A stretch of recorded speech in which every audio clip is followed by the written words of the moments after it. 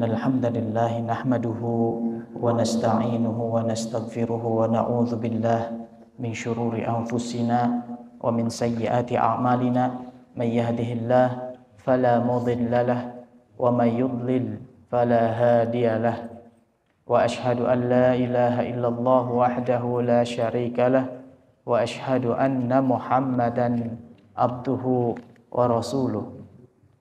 Amma ba'du, ya ayyuhalladzina amanu taqullaha haqqa tuqatih wa la tamutunna illa wa antum muslimun. Amma ba'du. Alhamdulillah, Bapak Ibu rahimani wa rahimakumullah, dan juga teman-teman sekalian, ikhwat akhwat, a'azani Allah wa iyyakum. Kembali saya berterima kasih kepada DKM dan para Ustadz, para kiai yang ada di sini yang kembali memberikan izin bagi kami untuk mengadakan pengajian ini. Karena kemungkinan akan terus ada beberapa pertemuan kajian ilmiah atau pengajian ini di pertemuan yang akan datang, maka agar lebih terstruktur lagi atau lebih runut lagi apa yang dibahas, maka mulai kesempatan kali ini saya akan memulai membahas kitab tertentu, yang mana pada kesempatan kali ini kitab yang saya pakai sebagai rujukan, namun nanti ketika penjelasan tidak semuanya berasal dari kitab ini, adalah kitab Mukhtasar Siratir Rasul, yang artinya ringkasan dari perjalanan hidup Rasulullah Nabi Muhammad SAW. Kitab ini sudah sekitar 300 tahunan yang lalu ditulisnya, namun kemudian dicetak ulang, karena kalau zaman dahulu kan berupa makhtutat istilahnya, kalau bahasa kitanya manuskrip dengan tulisan tangan. Namun sekarang sudah terbit di dunia percetakan ya modern, yang kemudian juga kitab ini karena merupakan karangan ulama terkenal di Jazirah Arab sana bernama Syekh Muhammad At-Tamimi rahimahullah, maka ketika dicetak kembali kitab ini pun ditahqiq, istilah bahasa Arabnya itu, atau diteliti kembali, diberikan catatan, komentar dan sebagainya oleh beberapa ulama ya.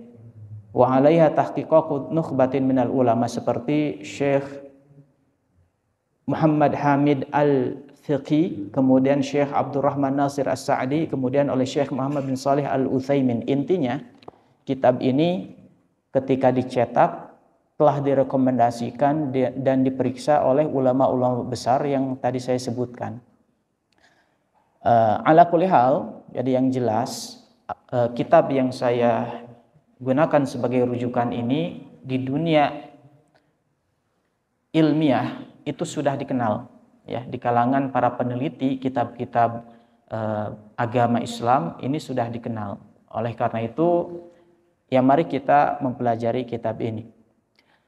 Kemudian untuk tema kali ini ya, di pertemuan kali ini kita fokuskan pembahasan kita mengenai apa yang tercantum dalam kitab ini adalah terkait dengan masa mudanya Nabi Muhammad SAW. Ya, meskipun rujukannya seperti ini, kitab kuning, cetakannya kertasnya kuning, namun tentu tidak dibaca semua ya. Tidak dibaca semua. Saya hanya udah kitabnya ini ringkasan, saya pun menjelaskan secara ringkas juga. Tidak semua dari apa yang ada di kitab ini.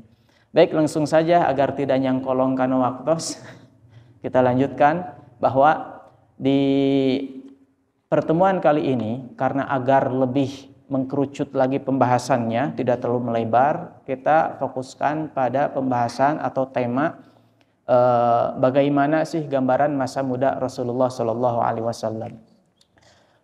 Bapak-bapak sekalian, ikhwan akhwat rahimani wa rahimakumullah, ini merupakan kitab sejarah, atau pembahasan yang akan kita bahas ini terkait dengan sejarah, dan sejarah yang kita akan pelajari adalah khususnya sejarah Nabi Muhammad SAW. Kata para ulama, Al-Quran itu banyak isinya tentang sejarah, maksudnya kisah para nabi dan rasul.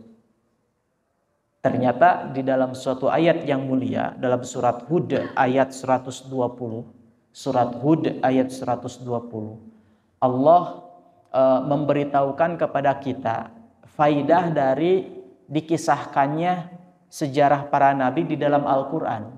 Jadi ada faidahnya, hikmahnya yang Allah terangkan dalam Al-Quran surat Hud ayat 120. Allah Subhanahu wa taala berfirman, wa kullan naqussu 'alaika min amba'ir rusul. Ya. Bahwasanya Allah Subhanahu wa taala berfirman yang artinya, dan semua kisah Rasul kami ceritakan kepadamu wahai Muhammad sallallahu alaihi wasallam. Jadi semua kisah Rasul-Rasul kami ceritakan kepadamu, kata Allah kepada Nabi Muhammad sallallahu alaihi wasallam, agar dengan kisah itu ma nuthabbitu bihi fuadak, agar dengan kisah itu kami teguhkan hatimu. Jadi adanya kisah-kisah yang ada dalam Al-Quran kan itu disampaikan pertama kali kepada Rasulullah sallallahu alaihi wasallam. Maka kisah terdahulu itu untuk meneguhkan jiwa Nabi Muhammad sallallahu alaihi wasallam. Dan kalau istilah zaman sekarang, Pak Bu rahimani rahimakumullah, para wargi semua, bahwa jadi keadaan jiwa kita itu tergantung dengan apa yang biasa kita baca. Jadi Anda adalah apa yang Anda baca. Itu. Ketika yang kita baca adalah novel-novel melankolis, gitu. Novel-novel apa? Ya bahasa anak mudanya menye-menye, gitu. Maka jiwanya akan terbawa seperti itu. Dalam menghadapi kehidupan dia akan menyamakan sikapnya dengan apa yang ceritakan dalam novel itu. Ketika yang biasa dia baca adalah kisah sejarah, misalkan perjuangan para pahlawan di negeri kita, maka akan terbentuk dalam jiwa orang tersebut, pemuda itu, sikap sangat peduli terhadap negeri kita. Ketika yang dibaca adalah dunia hayalan, ya dunia hayalan, maka dia akan hidup dengan jiwa yang penuh hayalan. Seperti itu. Oleh karena itu, yang sangat luar biasa adalah ketika seseorang jiwanya dihiasi dengan nasihat-nasihat, petuah-petuah, sejarah-sejarah yang Allah sampaikan dalam Al-Quran. Nah, itulah para sahabat Nabi. Yang dulunya, sempat kita bahas pada pertemuan yang lalu, yang dulunya para sahabat Nabi, banyak di antara mereka adalah mantan orang-orang jahiliyah yang betul-betul berada titik nadir terendah kehancuran moral, begitu ya, sampai pada mereka melakukan pembiaran dan menganggap kebiasaan suatu adat mengubur anak sendiri ketika berjenis kelamin perempuan. Itu titik terendah. Gitu.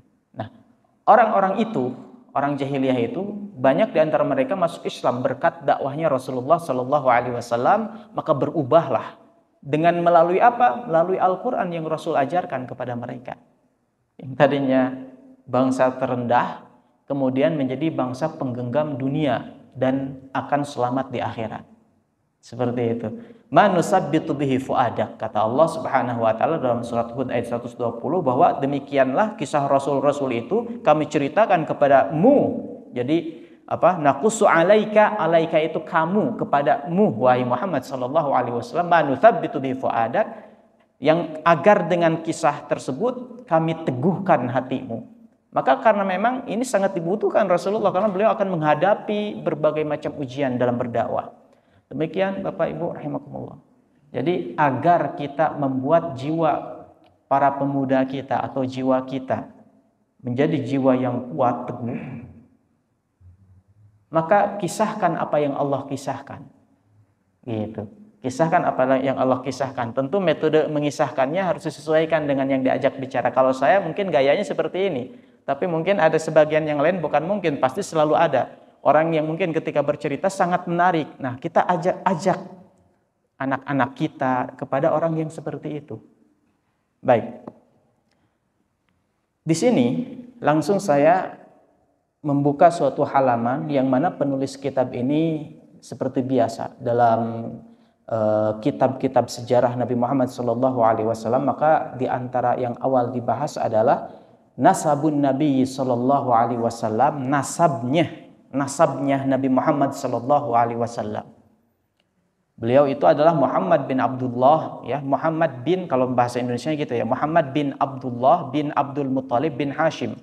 Kalau bacaan Arabnya Muhammadun ibnu Abdullah ibni Abdul Muttalib ibni Hashim ibni Abdi Manafin, itu kalau di Arabkan. Ini Bapak Ibu rahimakumullah. Jadi apabila kita baca ini ada berapa baris nih, bin gitu ya, beberapa bis, satu barisnya ada beberapa nih.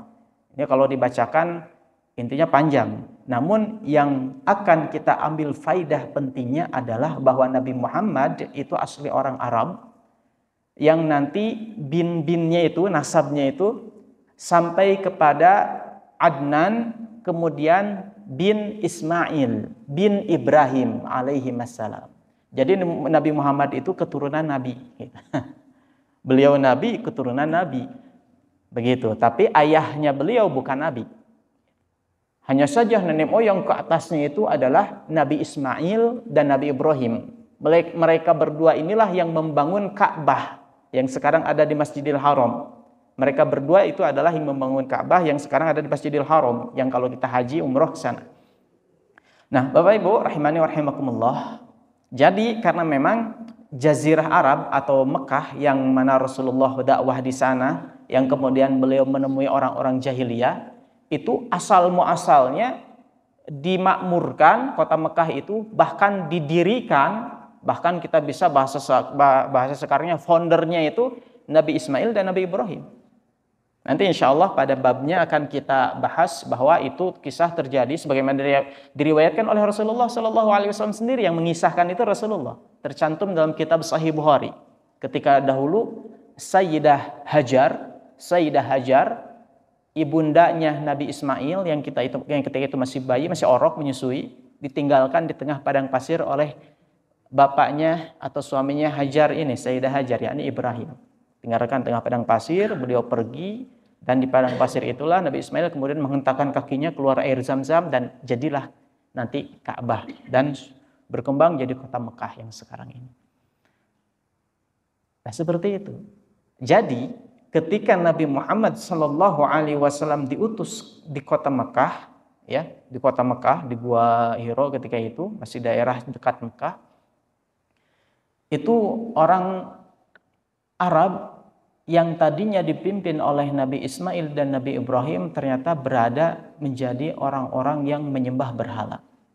Nah, itu enggak tiba-tiba, tapi ada sejarahnya yang tercatat oleh para ulama, diantaranya juga dinukil dalam kitab ini, yang nanti akan kita bahas pada babnya tersendiri. Nah, ini sebagai gambaran bahwa asalnya kota Mekah yang jahiliyah itu ketika Rasulullah berdakwah, asalnya mereka adalah orang-orang yang dibimbing oleh Nabi Ibrahim, Nabi Ismail. Namun ratusan tahun kemudian ada fase yang mana mereka terjerumus pada penyimpangan yang sangat besar. Begitu. Baik. Nah, maka ketika itulah Rasulullah diutus oleh Allah di Mekah. Kemudian Bapak Ibu rahimani wa rahimakumullah,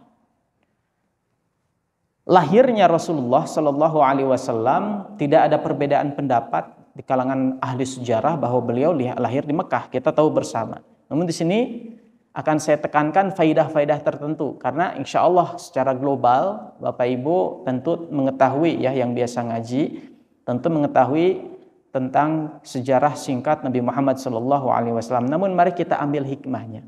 Rasulullah lahir di kota Mekah dan di tahun yang disebut tahun gajah. Karena ketika itu bangsa Arab tidak mempunyai hitungan tahun. Jadi kalau misalkan ada orang melahirkan, mengingatnya itu bukan ini tahun berapa, misalkan tahun 1987, misalkan ya dulu, misalkan saya lahir tahun segitu. Ada tahunnya, jadi nggak perlu mengingat ada peristiwa apa ketika itu. Namun orang Arab saja, karena bangsa-bangsa yang lain udah punya tahun penanggalan. Seperti ketika Rasulullah lahir kan udah ada orang-orang Kristen, Nasrani. Bahkan mereka udah berhasil membangun imperium besar, kerajaan besar tersebut kerajaan Romawi, daerah timur maupun barat. Timur itu Konstantinopel pusatnya, adapun barat Italia, sekarang Roma, ya, Roma, negara sendiri di dalam negara Italia. Nah, Bapak Ibu rahimani wa rahimakumullah, Maka bangsa Arab mengenal kelahiran Rasulullah itu dengan suatu peristiwa besar ketika itu yang disebut Amul Fil, tahun gajah, karena terjadi penyerangan. Itu kita insya Allah tahu bersama. Namun di sini kata Syekh Muhammad At-Tamimi, wa kanat waq'atul fili taqdimatan qaddamahallahu li nabihi wa baitihi. Bahwasanya kejadian besar penyerangan pasukan bergajah, dan yang menyebabkan peristiwa itu sangat dikenang oleh bangsa Arab karena penyerangan pasukan bergajah yang dipimpin oleh Raja Abraha itu hancur lebur oleh sesuatu yang aneh, yakni dilempari dengan batu-batu, biasanya batu-batu yang sangat panas sekali, sehingga semua yang terkena batu tersebut bisa mati. Namun kata penulis kitab ini, tidak semuanya dikenai oleh batu tersebut karena ada yang kabur, sebagiannya kabur. Pokoknya penyerangan itu digagalkan oleh lemparan batu yang sangat panas itu. Biasa masyarakat atau kita mengenalnya burung ababil. Ababil itu bahasa Arab, artinya bergerombol, maksudnya burung yang bergelombor datang. Gitu, bukan jenis burung tertentu. Bukan, maksudnya kata ababil itu bukan nama burung tertentu. Baik. Bapak Ibu rahimani wa rahimakumullah. Jadi itu adalah memang merupakan kejadian besar yang Allah persiapkan karena di tahun itu akan lahir orang yang paling mulia. Yang tempatnya di kota Mekah yang mau diserang oleh pasukan Abrahah dari Yaman itu. Dia aslinya dari Yaman tapi keturunan Afrika, Habasyah. Karena negara Afrika, Bapak Ibu rahimakumullah, khususnya Ethiopia zaman itu kuat. Kalau sekarang kan gambaran negara-negara Afrika yang mohon maaf, yang berkulit hitam itu ya, mohon maaf, itu seperti tidak maju deh. Padahal zaman dahulu hebat mereka, bahkan bisa menjajah ke sana kemari. Nah inilah Najasyi, Raja Najasyi. Najasyi itu julukan raja-raja di Afrika. Itu mengirim surat kepada sekutunya di Yaman untuk menyerang Ka'bah. Begitu. Kenapa Ka'bah diserang? Karena sekutu Habasyah ini yang ada di daerah Yaman itu sedang mendirikan gereja. Nah, karena mereka orang Kristen. Mendirikan gereja terbuat dari emas. Dalam buku yang lain, kitab yang lain disebut gereja Qulais. Emas. Indah. Untuk menyaingi pamor Ka'bah. Karena kan Yaman itu masih daerah Arab. Kita tahu kan sekarang kalau dengar Yaman, Arab gitu ya. Dekat dengan Saudi Arabia, negara Yaman itu. Ini mereka mendirikan gereja besar terbuat dari emas secara dominan, tentu tidak 100%, secara dominan, kemudian mengundang gimana bangsa Arab agar mau berziarah ke gereja tersebut. Tapi ada sebagian orang Mekah yang sedang ada di Yaman benci, kesel, kok Ka'bah ada yang nyaingin. Jadi dan ini terjadi di masa jahiliyah sebelum Rasulullah lahir bahkan. Jadi orang Arab keluar fanatik golongannya, fanatik kesukuannya, bahwa yang butuh yang harusnya ada bangunan keramat ya di kami di Mekah, jangan di tempat lain. Maka yang ketika itu seseorang dari Mekah yang sedang ada di Yaman ketika malam hari menaburkan kotoran najis itu ya. Nah, kemudian dihinakan dengan cara menebarkan kotoran yang sangat bau di gereja tersebut. Ketahuan bahwa yang melakukan adalah orang Arab Mekah. Maka marahlah raja tersebut dan dijadikan alasan yang kuat untuk menghancurkan Ka'bah, pembalasan. Gitu. Dan di Mekah itu tidak ada kerajaan besar di sana. Sempat saya bahas di sini. Bahwa di Mekah tidak ada peradaban tinggi ketika itu orang-orang jahiliyah. Bagaimana mau berperadaban? Orang yang bisa baca tulis aja dianggap aneh gitu ya. Makanya kan di Mekah orang-orang jahiliyah itu jarang sekali yang bisa baca tulis. Kecuali orang-orang tertentu yang dapat dihitung dengan jali. Di antara yang bisa baca itu Umar bin Khattab. Umar bin Khattab orang cerdas, kuat badannya sekaligus cerdas. Gitu ya. Dan Muawiyah. Nah kemudian kita balik lagi ke sini. Maka dipersiapkanlah yang mana ketika itu Raja Abraha ya, memiliki hewan piaraan besar, gajah yang sering digunakan untuk berperang ketika itu. Dan di Arab itu jarang sekali ada gajah zaman dahulu, sangat jarang sekali. Jadi kalau ada itu gempar sedunia Arab. Ini hewan apa gitu. Makanya diingat-ingat oleh bangsa Arab ketika terjadi penyerangan pasukan tersebut ada gajah. Maka amul fil, ini tahun gajah. Gitu. Bapak Ibu rahimani wa rahimakumullah, teman-teman sekalian, ikhwan akhwat, diseranglah ke sana. Ya, diserang ke sana. Dan kita tahu kisah secara ringkasnya, Allah lindungi mereka. Dan ini Bapak Ibu, penyerangan Ka'bah itu enggak mesti Allah selalu melindungi Ka'bah, enggak. Dalam sejarah dunia Islam ada dahulu kerajaan dinasti Qaramithah Batiniyah, salah satu sekte dari golongan Syiah yang menyerang Ka'bah dan membunuh para jemaah haji. Membunuh. Ya. Imam Ibnu Katsir menghikayatkan ini. Nah, bahkan makanya para ulama menggolongkan sekte tersebut sebagai orang-orang kafir meskipun ngakunya Islam. Ngakunya orang Islam. Tapi menyerang Ka'bah dan membunuhi. Bahkan sumur Jam-Jam itu kan enggak seperti sekarang. Dulu bentuknya ya sumur. Di masa serangan tersebut oleh orang-orang Syiah itu sumur, maka si jemaah haji ada yang sembelih, dibunuh dan sebagainya, dimasukkan ke sumur Zam-Zam. Kemudian panglima ketua yang mengadakan penyerang tersebut nantang-nantang ke Allah Subhanahu wa taala. Turunkanlah dahulu burung-burung yang menyerang Abrohah, gitu. Apakah Allah menurunkan? Tidak ketika itu. Tidak. Kemudian Hajar Aswad dicuri oleh mereka dan dipecah. Kalau kita Bapak Ibu lihat Hajar Aswad itu cuman pecahan-pecahan kecil. Barangkali ada yang pernah lihat gitu di sana, kemudian ada yang mungkin sekarang udah tersebar di internet secara resmi di website resmi pemerintah Saudi Arabia, gambar jelas Hajar Aswad di sana serpihan-serpihan. Sisanya adalah ya pelekatnya gitu. Karena Hajar Aswad telah dihancurkan oleh mereka. Yes. Makanya sisanya sekarang ada yang di Turki gitu. Ada sebagian Hajar Aswad itu di masjid, salah satu masjid di Turki. Gitu. Nah,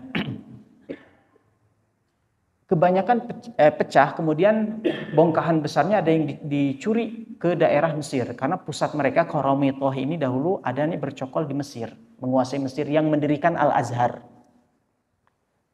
Makanya silakan tanya ke alumni Al-Azhar Mesir, asal-muasalnya memang orang Syiah, yakni Qaramithah ini. Tapi sekarang udah direbut oleh Ahlus Sunnah wal Jamaah, udah enggak. Makanya sekarang kan beda, enggak seperti Syiah zaman dahulu.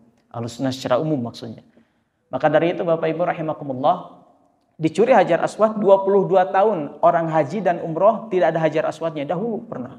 Sampai bangkitlah penguasa kaum muslimin, daerah-daerah kaum muslimin yang ada di dunia Islam mengancam kerajaan Qaramithah kalau enggak mengembalikan, umat Islam bersatu menyerang mereka. Akhirnya mereka pun gentar kembalikan Hajar Aswad, itu pun bongkahan kecil karena sisanya pecahan-pecahan yang lain entah kemana. Gitu. Di sini Bapak Ibu rahimakumullah, saya hendak menyampaikan suatu fakta. Bahkan di Google udah banyak tulis bahwa searching aja penyerangan Hajar Aswad oleh dinasti Qaramithah atau orang-orang Syiah. Ada aja. Di sana nggak terjadi. Bahkan bagi yang sering umroh atau yang pernah haji, barangkali punya pengalaman bawa dompet lagi tawaf dicuri. Yang nyurinya kan nggak tiba-tiba mati di sana. Biasa aja leluasa, biasa pencurian terjadi ketika tawaf itu. Biasa. Maksudnya adalah tidak semua kemaksiatan yang ada di Mekah langsung kontan dibayar di sana. Memang sebagian dan sebagian besar juga ada yang seperti itu. Langsung kontan oleh Allah. Kata para ulama, itu karena apa yang terjadi setelah lahirnya Nabi Muhammad, maka Islam sudah tersebar, kebenaran udah nyata. Tidak perlu keajaiban itu lagi. Meskipun untuk sebagian orang butuh sebagai hikmah. Ya, makanya ada yang aneh-aneh kan lagi haji dapat pengalaman aneh dan sepertinya, itu pun sebagian, enggak semuanya. Nah, kata Ustadz Abdul Hakim hafizahullah, saya nisbatkan kepada beliau karena ini bukan hasil pemikiran saya, bahwa kenapa itu terjadi, kenapa kemaksiatan atau penyerangan itu terjadi dan tidak ada kejadian seperti diserangnya burung ababil langsung diserangnya Raja Abroha ketika menyerang Ka'bah dahulu, karena Islam sudah tersebar. Adapun ketika Raja Abrahah hendak menghancurkan Ka'bah, ketika itu Rasulullah akan dilahirkan di sana oleh Allah Subhanahu wa taala melalui kedua orang tuanya. Akan dilahirkan. Maka butuh sesuatu yang hebat untuk menunjukkan kerasulan orang ini. Nabi yang mulia ini. Maka ketika itu, dan nanti di hari kiamat, sebagaimana hadis yang sahih, Ka'bah ini dihancurkan dan Allah tidak melindungi juga. Karena kebenaran ini. Di hari kiamat, Rasulullah SAW mengabarkan kepada kita menjelang hari kiamat itu Ka'bah dihancurkan. Jadi si batu-batunya itu satu persatu diambil. Jadi cara menghancurkannya itu dijelaskan oleh Rasulullah. Nggak langsung dibom, nggak diapa, tapi diambil, dikeruk satu persatu batu-batu yang untuk Ka'bah itu. Kemudian dibuang ke laut. Nanti orang itu datang lagi ke sana, satu lagi. Sampai seperti itu. Intinya Bapak Ibu rahimakumullah, kejadian perlindungan secara total dan hebat serta aneh bin ajaib itu hanya terjadi di zaman Nabi Muhammad SAW ketika beliau hendak dilahirkan. Kebayang ketika misalkan sekarang ketika Rasulullah lahir, Ka'bah udah hancur lebur. Tentu beda kisahnya gitu ya. Karena yang menjadi daya tarik bangsa Arab, sedunia Arab, sedaerah Arab, itu adalah Ka'bah yang menyatukan bangsa Arab ketika itu. Meskipun mereka orang-orang jahiliyah. Di sini pun Syekh Muhammad penulis kitab ini kemudian mengisahkan ada hal yang menarik juga. Ketika kemudian Abrahah datang dan melakukan penyerangan, dan sebelum menyerang menghancurkan Ka'bah, beliau nunggu dulu di luar di suatu tempat di sekitar kota Mekah. Karena seperti yang pernah saya sampaikan, wallahu alam di sini pernah atau enggak. Jadi zaman dahulu itu daerah Mekah ada bentengnya. Jadi mau masuk kota Mekah itu ada bentengnya. Ya sebagaimana kebiasaan kota-kota zaman dahulu selalu ada benteng sebagai pembatas. Saya pernah lihat foto lukisan kota Madinah zaman dahulu. Lukisan kota Madinah zaman dahulu. Ada bentengnya, Pak. Ada bentengnya. Madinah. Kalau Mekah belum lihat. Belum lihat. Kan dulu lukis karena belum ada foto. Dilukis ada penulis. Bisa searching juga di internet banyak ya, sudah disebar. Cari aja website yang resminya. Baik. Ketika itu Abrahah dan pasukannya menunggu hendak menyerang. Maka dipanggillah petinggi atau tokoh besar yang menjaga Ka'bah ketika itu, yang ditokohkan di Ka'bah. Dia adalah Abdul Muttalib, kakeknya Rasulullah SAW. Dipanggil menghadap. Ketika menghadap kepada Abrahah sebelum terjadi penyerangan, ya mau dialog dulu untuk apa? Ketika Abrahah, raja yang hendak menyerang itu melihat Abdul Muttalib, kakeknya Nabi Muhammad SAW, langsung turun dari kursi rajanya. Biasa meskipun melakukan perjalanan, kursi raja kadang ada yang dibawa gitu ya. Dia turun dari arsy-nya, kursi rajanya, kemudian ikut duduk di bawah dengan Abdul Muttalib. Kenapa? Kata penulis kitab ini, wa kana Abdul Muttalib rajulan jasiman wasiman, karena Abdul Muttalib ini orang yang sangat berwibawa. Jadi kadang ada kita lihat orang itu berwibawa, kita nggak bisa gitu gaya-gayaan di depan dia, berwibawa. Sampai ini Raja Abrahah ikut duduk di bawah. Yang biasanya para raja kan di kursi khusus, maka pengawal-pengawalnya dan sebagainya, tamu-tamunya di depan gitu. Ini ikut ke bawah. Saking terpesona melihat kakeknya Nabi Muhammad SAW. Tetapi dalam dialog tersebut ada yang membuat Abrahah kaget. Apa itu? Karena emang kan ketika pasukan Abrahah mendekati Mekah, di sana ada angonan, onta-onta dan sebagainya, kambing-kambing itu dirampas semuanya. Termasuk miliknya Abdul Muttalib, kakeknya Rasulullah. Ketika ditanya, nih kami akan tenang saja, kita tidak akan membantai di sini, kata Abrahah. Tidak akan menghancurkan apapun di sini selain Ka'bah saja. Tujuan kami menyerang Ka'bah saja. Ternyata bukan untuk menghanguskan kota Mekah semuanya, tapi khusus Ka'bah saja. Karena alasannya tadi, agar tidak ada pesaingnya, agar orang Arab mau berziarah ke gereja mereka, dan diantaranya juga karena mereka ada yang menghina tuh orang Arab, tentang bangunan suci raja orang-orang Yaman ketika itu, Nasrani. Tapi ketika itu Abdul Muttalib bilang gini, tolong serahkan 200 onta saya yang kalian rampas. Tolong serahkan 200 onta saya yang kalian rampas. Adapun Ka'bah silahkan saja. Katanya gitu, kayaknya cuek. Kata Abu Muthalib, kalau ketika itu kagetlah Abrahah, tentu menggunakan penerjemah ketika dialog karena beda bahasa. Abrahah asalnya Afrika, sementara Abu Thalib Arab, Afrika tapi yang menjajah Yaman ketika itu. Maka apa yang terjadi? Kagetlah. Kenapa? Kata Abrahah, ji'tu ila baitin huwa dinuka wa dinu abaika wa syarafukum wa ismatukum li ahdimahu falam tukallimni fihi wa tukallimni fi mi'ataini ba'ir. Aku kesini datang untuk menghancurkan rumah yang kalian muliakan, Ka'bah maksudnya. Dan kehormatan agama kalian, yakni Ka'bah. Dan kehormatan nenek moyang kalian, yakni Ka'bah. Aku akan menghancurkan itu. Tapi kau malah mengajak bicaraku tentang 200 ontamu yang kami rampas, katanya gitu. Gak ngomong-ngomong masalah Ka'bah gitu. Kata Abdul Muttalib, ana rabbul ibil. Aku adalah sang pengurus onta-onta itu. Rabbul itu bisa diartikan yang pengurus, penjaga, pemilik gitu. Aku adalah pemilik onta-onta itu. Adapun Ka'bah ada yang memilikinya. Rabbul Ka'bah, yakni Allah. Allah lah yang akan menjaganya gitu. Allah lah yang akan menjaganya. Maka kata Abrahah, ya silakan aja kalau gitu. Maka terjadilah mulai penyerangan, dan kita tahu ternyata gajah itu nggak mau menyerang di perbatasan Masjidil Haram, itu nggak mau menyerang, dan seterusnya terjadilah penghancuran burung ababil ya, penyerangan dari burung ababil yang berbondong-bondong itu, yang akhirnya Abrahah pulang dan dia tidak terkena batu itu. Kata para ulama, Abrahah itu nggak terkena batu itu, tapi dia ketakutan kabur, dan sebagian pasukan juga ada yang tidak terkena, tapi yang lain hancur lebur. Jadi tidaklah ada yang dikenai oleh batu yang dilemparkan burung-burung itu, melainkan hancur langsung.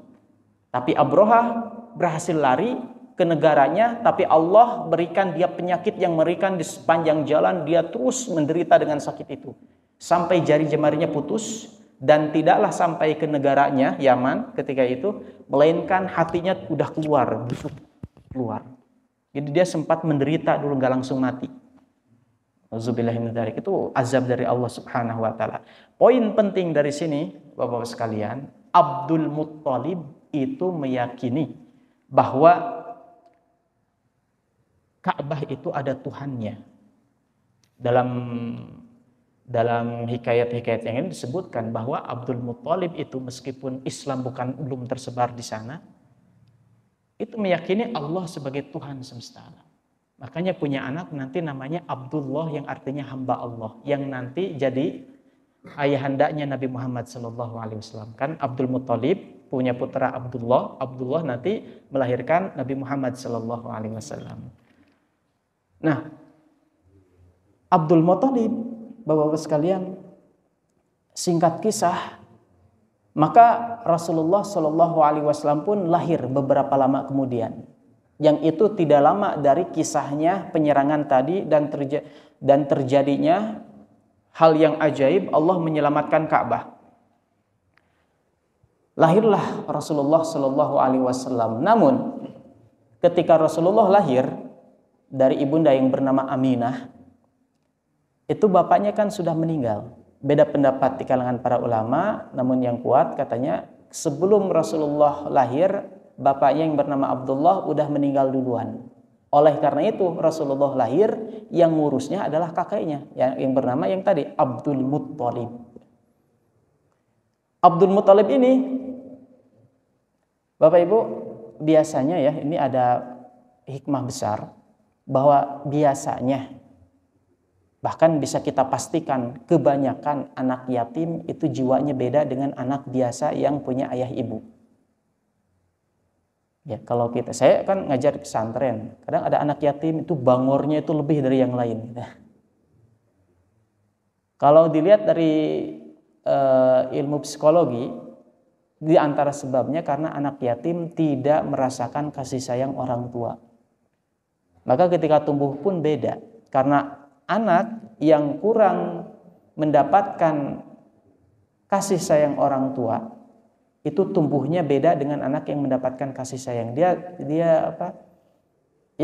seperti yang cari perhatian gitu. Coba kita punya anak, saya juga punya anak, mau tidur diusapin. Anak yatim nggak ada yang usapin. Saya pernah lihat panti asuhan, masih kecil, ada yang masih ngerondang gitu ya, ada yang mulai berdiri dikit, masih kecil, balita di bawah 3 tahun gitu ya. Kalau ada orang dewasa itu pada nyamperin, pengen digendong, pada orang lain nggak ada yang gendong anak yatim itu. Panti asuhan disusuin gitu ya. Kemudian akhirnya tumbuh beda jiwanya. Oleh karena itu Bapak Ibu rahimakumullah, anak-anak yang tumbuh tapi orang tuanya itu kurang menyertai anak, itu beda sifatnya. Jadi kalau anak-anak tumbuh sampai dewasa, orang tua jarang membersamai anaknya, mendidik, menyertai, ngusapan gitu dan sebagainya. Itu tumbuhnya itu beda, jadi anak yang tidak stabil mentalnya. Makanya mungkin banyak kita melihat kenakalan remaja dan sebagainya, bisa jadi kurang sentuhan orang tua. Orang tuanya ada tapi nggak ada. Kalau yatim ya lebih tidak ada lagi. Namun, balik lagi ke kaitannya kisah ini. Tentu yang barusan saya sebutkan tidak ada di kitab ini, ya. Karena qadarullah, ya. Alhamdulillah saya juga meneliti tentang masalah anak-anak. Maka ada sedikit maklumat tentang itu. Adapun Rasulullah, kembali ke sini kaitannya dan pembahasan ini. Meskipun yatim, tapi nanti tumbuh dengan jiwa yang stabil. Kenapa? Karena ada pengganti ibu bapaknya. Kalau ibunya masih ada sampai umur 6 tahun, masih ada ibunya Rasulullah, Aminah. Rasulullah SAW masih bersama ibunya. Tapi ayah nggak ada, tetap aja tidak akan stabil jiwanya. Orang biasanya seperti itu. Tapi karena ada kakek yang sangat menjaga cucunya ini Rasulullah, maka kebutuhan mendapatkan seorang sosok ayah itu terpenuhi. Bahkan di sini disebutkan. Nah, ini kaitannya saya menjelaskan anak-anak karena ini kaitannya. Waraqa alaihi riqatan lam yariqa ala auladihi. Abdul Muttalib, kakeknya Rasulullah ini sangat mengasihi Nabi Muhammad, cucunya ini, melebihi terhadap anak-anaknya sendiri. Bahkan Abdul Muttalib kan tokoh besar di Mekah itu, punya kursi khusus. Biasa para tokoh itu punya tempat khusus, kursi khusus. Anak-anak Abdul Muttalib gak ada yang berani duduk di kursi tersebut. Tapi kalau Nabi Muhammad yang masih kecil kita itu duduk aja, ada yang melarang para pengawalnya. Kata Abdul Muttalib, jangan. Itu anakku. Begitu. Saking sayangnya. Maka terpenuhilah secara emosional, psikologi, kebutuhan seorang anak untuk tumbuh menjadi orang yang stabil jiwanya. Kan ada ya, tiap orang tuh beda-beda, yang jiwanya gini, jiwanya gitu, beda-beda. Itu tergantung dari pendidikan masih kecil. Karena setiap anak lahir fitrah semuanya. Setiap anak semuanya lahir fitrah. Nah, jadi orang beda, pemarah, ada yang mau cuekan, ada orang yang sangat halus, ada orang yang sangat beda kan? Itu tergantung dari pendidikannya. Dan setiap orang wallahu akhrajakum min butuni ummahatikum la ta'lamuna syai'a. Allah menyatakan bahwasanya Allah telah mengeluarkan kalian dari perut ibu kalian dalam keadaan enggak tahu apa-apa. Kalau dalam hadis, kullu mauludin yuladu 'alal fitrah. Setiap yang dilahirkan pasti lahirnya itu dalam keadaan fitrah. Baik, udah waktunya adzan ya. Baik. Masya Allah. Sudah adzan belum ya? Belum sebenarnya. Baik, sebelum ditutup, barangkali ada yang ditanyakan terlebih dahulu. Semenit lagi lumayan. Terkait dengan apa yang dibahas tentunya.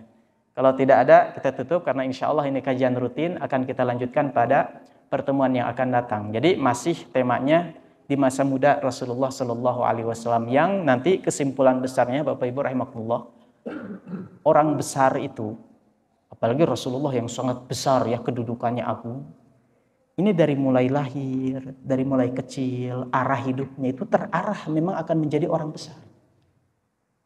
Itu terarah. Jadi orang yang besar itu dari kecil udah terarah. Allah arahkan demikian.